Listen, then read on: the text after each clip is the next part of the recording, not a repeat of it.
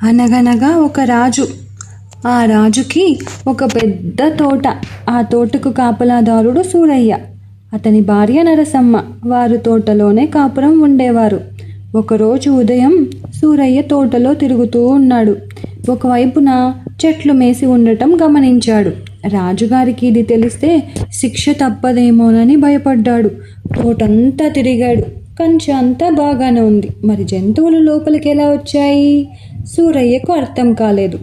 ఆ రోజు నుండి ప్రతి రాత్రి సూరయ్య మాటు వేసి కాపలా కాశాడు. పున్నమి రాత్రి వచ్చింది. వెన్నెల పిండార పోసినట్లు ఉంది. సూరయ్య జాగ్రత్తగా చూస్తున్నాడు. ఇంతలో ఒక అద్భుతం జరిగింది. ఆకాశం నుండి ఒక కాంతి నెమ్మదిగా తోటలోకి దిగింది. అది ఒక అందమైన రెక్కల ఏనుగు. మిలమిలా మెరుస్తున్నది. సూరయ్య ఆశ్చర్యానికి అంతులేదు. ఆ ఏనుగు తోటంతా తిరిగింది. తనకు ఇష్టమైన ఆకులన్నీ మేసింది. సూరయ్య ఏనుగును నెమ్మదిగా వెంటాడాడు. ఉదయం కావస్తోంది. ఏనుగు ఒక్కసారిగా ఘీంకరించింది. పైకి ఎగిరింది. సూరయ్య గటుక్కున దాని తోక పట్టుకున్నాడు. ఆకాశంలో పయనించాడు. వింతలోకం చేరాడు. అక్కడ ఎటు చూసినా రత్నకాసులే. భవనాలంతా బంగారుమయం. జంతువులు ఆకాశంలో ఎగురుతున్నాయి. పక్షులు మాట్లాడుతున్నాయి.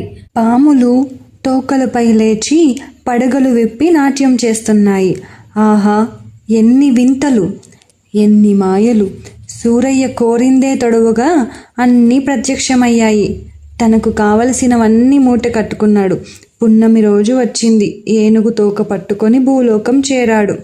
ఈ వింతలన్నీ సూరయ్య ఊరంతా చెప్పాడు. తమ వస్తువులన్నీ చూపించాడు. కొంతమంది ఇతని మాటలు నమ్మలేదు. వారందరినీ వింతలోకం తీసుకుపోతానన్నాడు. పున్నమి రోజు రాత్రి వారందరినీ తోటకు రమ్మన్నాడు. పున్నమి రోజు రానే వచ్చింది. అందరూ చూస్తుండగా రెక్కల ఏనుగు తోటలో దిగింది. తనకు కావలసిన మేత మేసింది. ఉదయం కాబోతుండగా ఘీంకరించి పైకి ఎగిరింది. సూరయ్య దాని తోక పట్టుకున్నాడు. అతని కాలును నరసమ్మ పట్టుకుంది. ఆమె కాలు మరొకరు. అలా అందరూ ఆకాశంలో వేలాడుతూ ప్రయాణించసాగారు. చివరలో మల్లమ్మ వేలాడుతున్నది. ఆమెకు ఒక సందేహం వచ్చింది.